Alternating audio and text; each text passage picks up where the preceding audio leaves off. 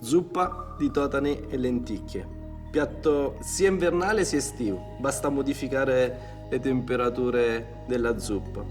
Questo piatto ha due grandi ingredienti, le lenticchie e i totani. Come vedrete dalla ricetta sono cotti separatamente e poi uniti alla fine, quindi alla fine è una ricetta che vi racconta altre due ricette. Le lenticchie sono state cotte con degli odori e del pomodoro, quindi questo legume che acquista freschezza e profondità con gli odori. I totani puliti, freschissimi, saltati in padella e poi uniti all'interno della zuppa, quindi può essere un piatto unico perché o pesce o dei legumi. Insieme mi raccontano i gusti e i sapori sia della montagna e sia del mare, quindi è un piatto equilibrato, moderno, facile da realizzare ma soprattutto molto gustoso. Proviamoci insieme.